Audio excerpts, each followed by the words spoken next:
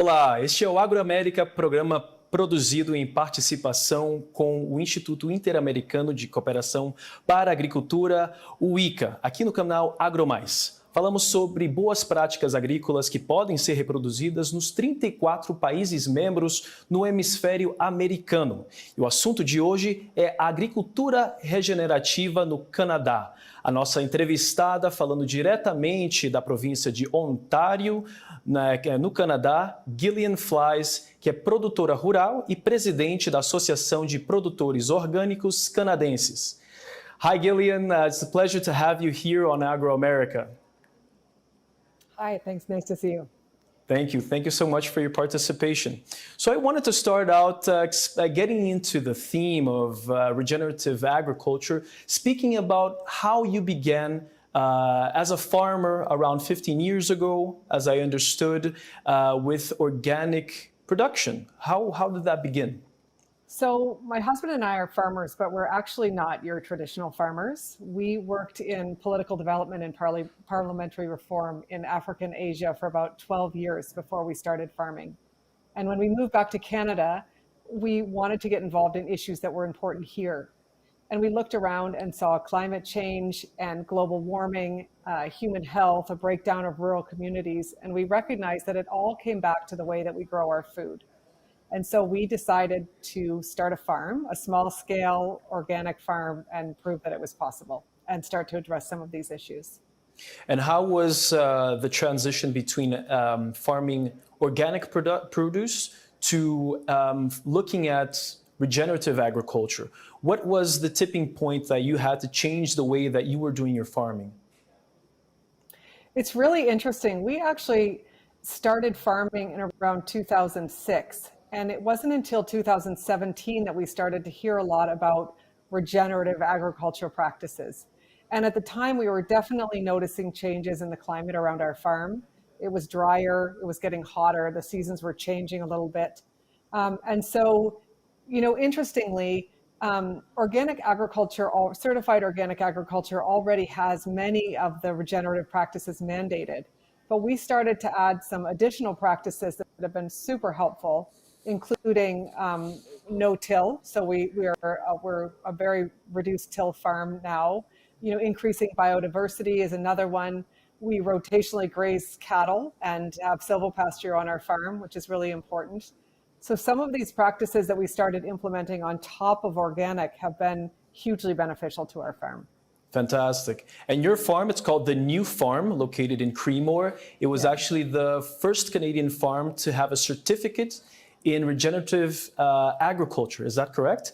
What is the criteria in order for you to be certified with this certificate? Yeah, it's a really interesting new program called the Regenerative Organic Certification, the ROC program. It's interesting because in Canada, the organic standard is already pretty stringent. But on top of that, they have more of a 360-degree view. So the first thing that we had to do was create records of our crop rotations. They're very interested in reduction in tillage, your diversity of crops that you're rotating around, the rotation that you have, how you rotate in animals. But they look at things like how you treat your staff. Are the farmers on your farm making a living wage? How do you interact with your community? What are your animal welfare practices? And so they add in, they kind of go just a little bit next level where they go deeper and actually require some of the suggested practices that are in organic agriculture. So it's not only about finding ways to implement regenerative agricultural practices, but we're talking about what you could consider ESG practices as well, where you have governance criteria, you have social criteria, environmental criteria as well, included in this certificate. And what is the entity that gives the certificate in Canada today? So the organization, the ROC certificate was originally developed by the Rodale Institute and Patagonia and some other companies like that. And it's a standard that exists in the States. And then globally, it is administered by the same certification bodies that do the organic standard. So we first certify with ProCert, which is our organic certification body here in Canada. And then on top of that, there's a second inspection and a number of requirements that let us go to the regenerative organic cert. Fantastic. So with this kind of certificate, you can consider that your farm, along with other farms that have the certificates, are able to restore also the quality and the health and the life of the soil that you're producing in. Is that correct? Yeah, it's really amazing. So we have only been, as I mentioned, implementing these, especially the no-till practices, since 2017. And we're in a farming area.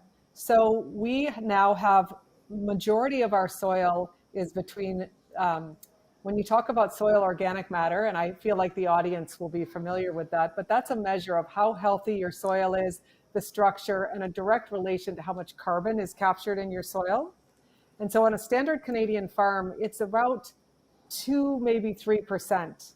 Our neighbors across the road are actually at about 1.5% because of their constant practice of tilling and chemicals and crops like corn, soy, and wheat. And we've managed to build our soil organic matter up to between 4.5% and 6%. And the really exciting thing about that is what it does for our farm. So it gives you structure in your soil, for example, so that for every 1% you increase, you can absorb approximately 25,000 gallons more per acre of water when you have a rainstorm, for example. And so what that means on the ground for us is that when our neighbors are waiting to plant, we can be on our soil about a month earlier. It also gives you really good structure for retaining water. So when we have these heat waves that we're now getting in Canada that would traditionally not allow us to germinate things like spinach or arugula, or would be really damaging to these delicate crops, we have a lower temperature in our soil, which allows us to continue to germinate and not have to irrigate nearly as much. And so those are some of the things that we're really noticing about implementing these practices on our farm. And what were some of the initial challenges? I mean, you were already producing on your farm. There was a necessity to produce organic food, right? I mean, we're not talking about large-scale grain or cereal production. We're talking about your vegetables, your crops, your fruits, in order to sell for the population, guaranteeing nutrition, right? Guaranteeing Yes. safety for consumption, adequate consumption in Canada. And what were some of the initial challenges to implement the types of regenerative agriculture practices that we're doing, which includes, maintaining the soil covered with different types of crops, as you said as well, having a crop rotation as well in this area so that the soil can retain some of these necessary fertilizing components. But what were the initial challenges that you faced? It's really funny because we have implemented many of these practices, such as cover cropping, which you're talking about, on our farm for years as an organic farm. But there wasn't a lot of information out there in 2017 that was readily accessible to us on how to implement these practices on a farm of our scale. In fact, there's way more information out there, and to some degree, it's quite a bit easier to implement these on large cropped fields than on this type of an operation.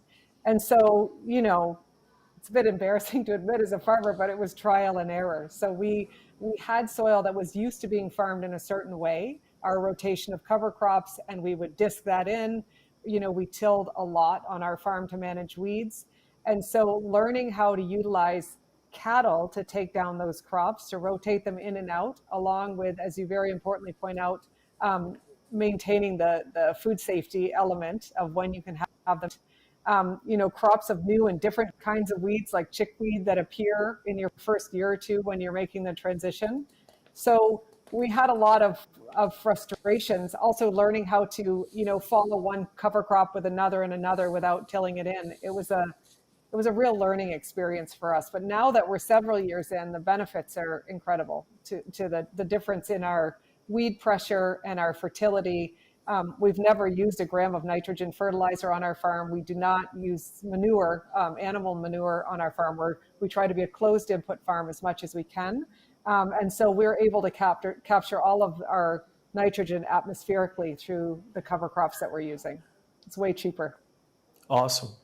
Could you tell me a little bit about the initiatives that you and your husband have been developing in order to foment that other farmers get into this type of farming, specifically the Farms for Change program, which I'd like to know a little bit of how it works, especially financially, and what are the objectives for this program, please?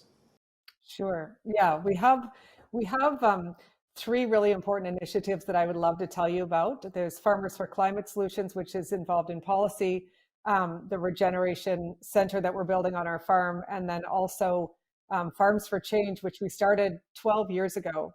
So when Brent, my husband, and I started farming, we came at this as a political issue and a human rights issue.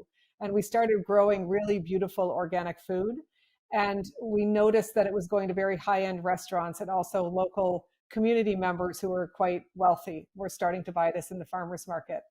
And so we were aware of some organizations called community food centers down in Toronto, Ontario, and they have 16,000 clientele, for example, at one of their location who access their food bank and regular meals. And so we started to just donate as many of our vegetables as we could, but we weren't making much money at that point, and we couldn't really afford to do that. And so we started having fundraisers to raise money from our community to buy our vegetables, to send them into these organizations. So in essence, we're sort of selling our vegetables to donors and taking the effort of raising the money on events rather than selling them, say, in retail stores. We also took 10% off the top of all of our retail products and donated that into the program as well. And so after 10 years, we've sent about $1.5 million worth of food. We're now working with 15 good food organizations across various parts of Southern Ontario. And they have the ability to order just like a restaurant. So we don't sort of give them what we have to offer. They're able to order with all of our restaurants, receive single or biweekly deliveries, and they get really beautiful regenerative organic greens and cucumbers and those types of things from the farm. And do you think that this model can be reproduced in other parts of the world, in other parts of Canada as well? Can farmers, or should farmers, in your opinion, get together to implement this type of regenerative agricultural practices and also think about this type of model? Because in essence, it guarantees also that the farmer can receive an adequate amount of money for his or her efforts, as well as its production costs in the farm, but as well it guarantees quality, and it guarantees also access to quality food to the consumer. Is that correct? Yeah, it's exactly what you're saying. That's the concept behind why we do this. And it is very replicable. So we've actually worked with farms down in Ottawa, also out in a town near here in Mount Forest, where they have different names for their initiatives, but they get a bunch of farmers together and they have an event. And it's almost like a prepaid CSA, like a community supported agricultural model. Mm-hmm. So the vegetables are bought at the beginning of the year, and then they're distributed as needed to those organizations through the season. So about Farmers for Climate Change, Climate Solutions, what is right now the scale of this organization, and what are the main objectives of this organization? Farmers for Climate Solutions is a coalition now of 24 progressive farming organizations across Canada. And these organizations represent over 20,000 farmers that are conventional, regenerative, organic, all across the spectrum. And what we've recognized is that no big change happens without policy change. It's like seatbelts or smoking in restaurants in Canada. And so we also recognize as farmers that we have big issues to face around resiliency on our farm as we face climate change and climate chaos, quite frankly. And so the goal of this coalition is to advocate for climate-friendly agricultural policy, but also to get government to support farmers for these eco-services, which will the ultimate objective is to have more resilient farms in Canada, but also to really reduce our GHG emissions. We're responsible for 13% of GHG emissions, agriculture in Canada. So there was an initiative not only to implement this by yourselves, but as well as get into the political side to keep and incentive for farmers as well to keep the carbon on the floor. So what are some of the details on the demands of these farmers, of this organization that you also represent? And why is it important to get into the political aspect of keeping this carbon on the floor? I mean, we've understood as well from the IPCC reports, as well as from the COP26, that this is also an international concern and that governments are willing to invest and also finance this kind of initiative. Yes, I mean, it's really exciting. So the way that Farmers for Climate Solutions works is that we put together task forces focused on specific funding mechanisms that the Government of Canada is using to support agriculture. So for example, the biggest way that farms are funded for things like agri-insurance and crop programs in Canada is called the Agricultural Policy Framework, which is coming up. So we put together a task force of GHG modelers and scientists and farmers and economists, and we come up with very solid recommendations that are implementable for government. So when COVID hit, which is when we first came together a couple of years ago, we put out some immediate needs around we looked at the practices that would be most impactful in putting this carbon back into the ground, because the goal here is that we need to get this carbon back into the ground quickly. We're running out of time to make that happen, and we have this army of farmers around the world who are sitting on land in which they can start sequestering carbon really quickly. So the recommendations, the practices that came to the top were cover cropping, rotational grazing, and nitrogen fertilizer management. So the Government of Canada at the federal level was actually in April of 2021 basically cut and paste those recommendations because they were very solid into their budget, and we had asked for $300 million to be released to pay farmers to implement these practices, and they released $270 million. They have subsequently released another $900 million towards the type of recommendations that FCS is putting out.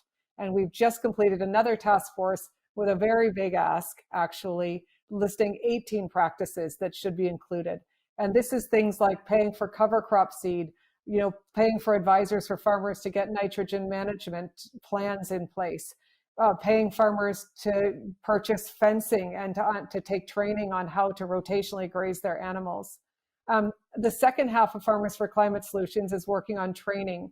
So we have a grant over 4 years. We are training 10,000 farmers across Canada on these three practices in a peer-to-peer model. So we are training farmers who will be working with farmers in their area to learn cover cropping, rotational grazing, and nitrogen fertilizer management, so that they're ready when they get this funding from government to actually implement successfully. Fantastic. And Gillian, what is the challenge perhaps, or if there are initiatives of this program, to include as well large grain and cereal farmers as well as livestock farmers around Canada? Yeah, the main target, especially around the nitrogen management plans and cover cropping, is the very large scale commodity croppers in the prairies. That's the first part that we're hitting hard because that's the biggest area for impact. So we're really focusing on that to start. And then, of course, rotational grazing is very important, and the two can be mixed. They're not often mixed, but they can be. Fantastic, fantastic. I think there's an opportunity for new farmers who are starting out, as well as current farmers who are trying to diversify not only their produce, but their income, to look at how to keep carbon on the ground.